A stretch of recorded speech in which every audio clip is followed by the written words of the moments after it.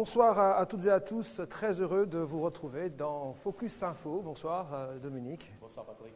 Alors nous serons ensemble, vous le savez depuis hier, du lundi au vendredi, juste après le journal de la rédaction, 0595 26 69 43. Notez dès à présent ce numéro de téléphone pour nous joindre et participer ainsi à cette émission. Alors vous allez rappeler un petit peu le principe de l'émission, Dominique? Le principe de l'émission est très simple. Nous avons des invités qui font l'actualité ou qui feront l'actualité. Donc nous allons échanger pendant quelques instants avec eux sur le plateau. Et nous recevons donc ce soir Viviane Ng Contia, je dis bien votre nom. Bonsoir, merci d'avoir accepté notre invitation. Vous êtes, je le rappelle, chargé de mission au pôle animation de l'ARD, l'Agence régionale de développement, c'est exact? Vous allez venir nous parler de quoi exactement? Le micro. Non, c'est bon. Oui. Allez-y. Oui. Oui, donc je vais vous parler d'une information collective qu'on organise à Saint-Georges-de-l'Oyapock, donc jeudi 31 mai de 9h30 à 13h. Donc une dizaine de structures d'accompagnement à la création et au développement d'entreprises seront présentes au Centre communal d'action sociale de Saint-Georges. Donc les porteurs de projets pourront échanger avec les structures présentes et qui pourront les guider dans leurs projets. Voilà. Nos autres invités, Dominique. Nous avons Choun, surtout, son chant. Donc, nous avons avec nous aussi Joël Koueta, Viviane Émigré dit Choun. Alors, je ne sais pas ce soir si c'est l'amant de Choun qui est là. Moi, pas ça avec côté chant passé. Enfin, moi pour la paix des ménages. Hein. Donc, Viviane, expliquez-nous, côté chant. Choun là, nous parlons chant. Bon, alors bonsoir d'abord. Bonsoir à tous ces téléspectateurs dits ATG. Oui, ATG, oui. Voilà. APAG. Et non, mais je ne pas là soir parce que et tout ça, il travaille beaucoup. Oui. Alors, des fois, à travail, des fois, moi, pas ça avec des efficace. L'ennui dit pas qu'à rentrer, des jours pas qu'à rentrer. Ça qu'arrive, il fait des jours d'erreur. Eh bien, à d'être ça. Donc, tu frappes mon bouvingueto pour remplacer Champ. Ben oui, en quelque sorte, moi, pas ça si dit oui, hein, moi, dit le vini. Tu dis le vini. Moi, pas ça si qui est d'accord.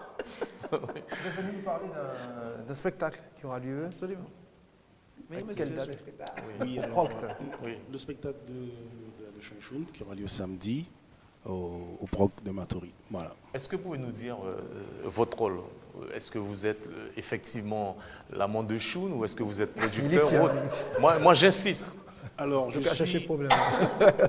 suis quelquefois remplaçant effectivement de chant. Oui. Donc, je suis un amant attitré, là, de Choun. Mais en dehors de cela, je suis également producteur et l'agent de Viviane Émigré, de Rudy Carré. Voilà. D'accord. Donc, Viviane est à l'extérieur. D'accord. Et c'est quoi l'actualité que vous nous préparez là? Parce que vous êtes là ce soir, parce qu'il y a une grosse actualité qui nous attend là. Alors, ça, je pense que Viviane pourra mieux en parler que moi. Chant et Choun qu'a lancé comme nouveau défi.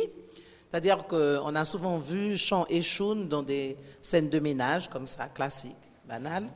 Et comme nous comptons défi, nous qu'a lancé nous comme nouveau défi, c'est-à-dire qu'il nous a fait une scène genre opéra comique. C'est-à-dire les textes sont chantés et parlés. Chanter et parler. À partir de là, on a fait des recherches et on a appelé un chat, ça s'appelle opéra comique ou opéra bouffe. Mais plus opéra comique, parce que opéra bouffe, il y a la danse, il y a tout ça, il y a très peu de danse. Nous, pas très fort en danser, mais chanter et parler. Donc ce sera le nouveau défi. Donc ce cap en théorie, c'est effectivement ce pape est vrai alors? Ah, faut pas toper, si toper, t'es mort, hein.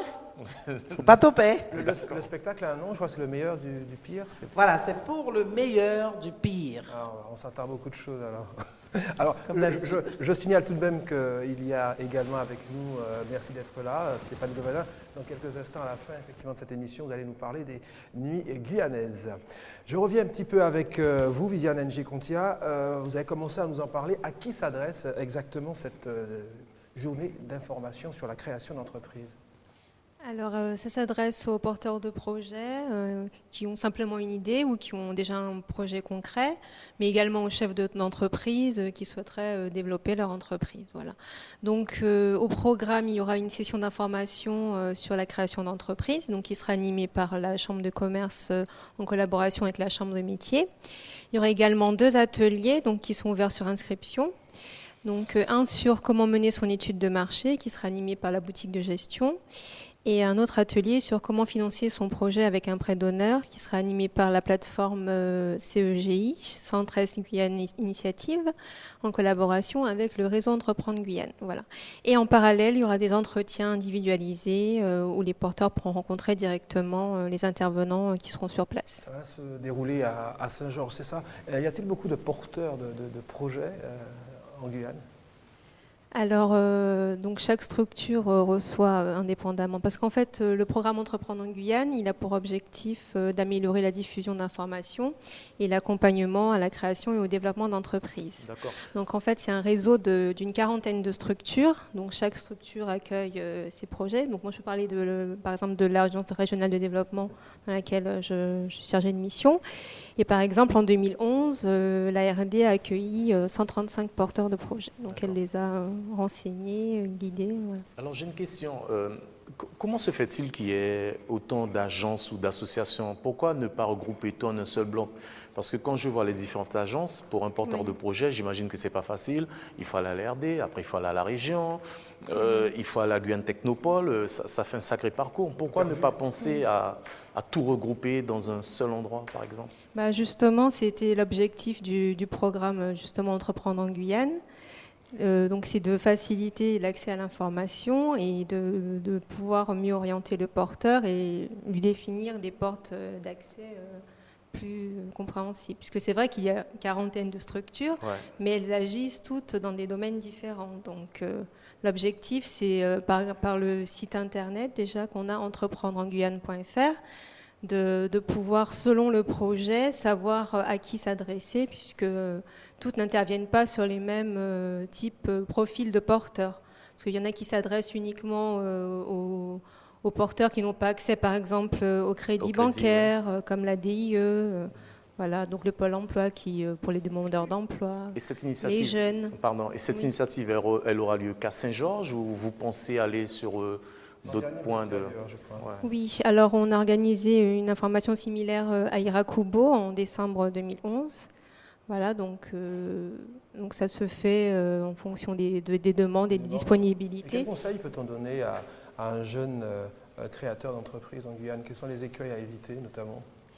Alors déjà, il faut bien préparer son projet, parce que ce n'est pas le tout d'avoir l'idée. Il faut voir aussi si ça peut être en cohérence avec ses atouts et ses conditions personnelles. Donc il faut bien réaliser son étude de marché, voir qu'est-ce qui peut vraiment nous différencier par rapport aux autres, puisque si le produit ou le service existe déjà, il faut pouvoir se démarquer. Et si c'est un projet innovant, donc là, il faut voir comment est-ce que ça va être viable, si c'est possible d'être mis en place en Guyane.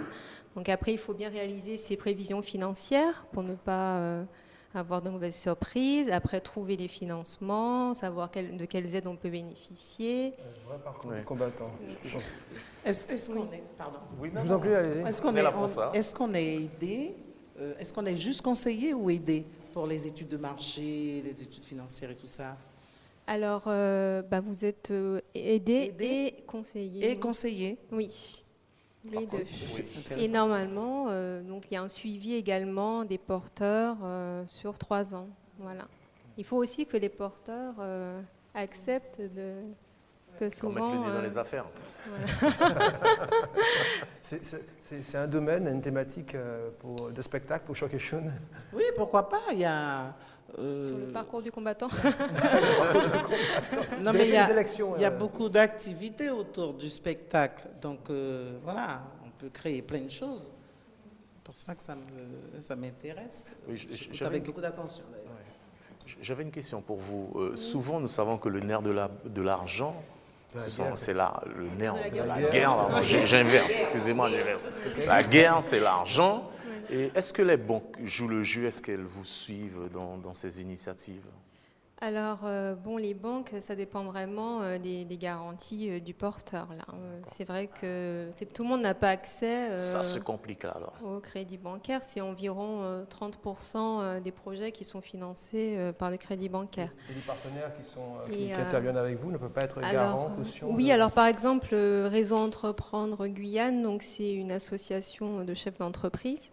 Et là, c'est vrai que quand ils cautionnent un projet, vis-à-vis des banques, ça donne une crédibilité et là, ça peut aider à débloquer le Avoir un prêt petit peu d'argent bancaire. quand même. Mais il faut, oui. Mais on En doit avoir général, un les apport. banques, elles viennent en complément. Il faut avoir un apport personnel. En général, c'est recommandé entre 20 et 30%.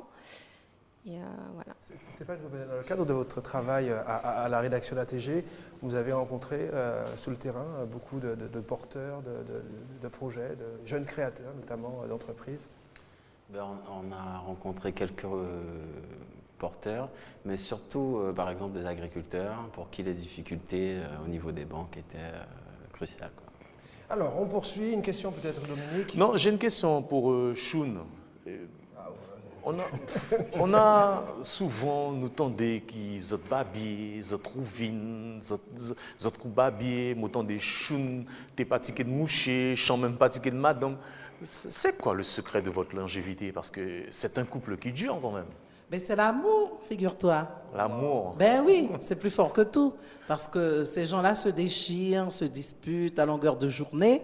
Mais bon, ça fait belle lurette qu'ils sont encore ensemble. Qui sont encore Donc, ensemble, oui. le ciment même, c'est l'amour. C'est l'amour, Et oui. Chant et Choun, de toute façon, c'est un couple que l'on retrouve non seulement dans la Caraïbe, mais partout. Partout dans le monde, il y a des Chant et Choun, il y a des couples comme ça qui se déchirent, et puis on se demande, mais pourquoi ils sont toujours ensemble? D'ailleurs, si on fait le malheur de mettre le doigt entre l'arbre et l'écorce, on s'écrase le doigt hein, dans ces cas-là.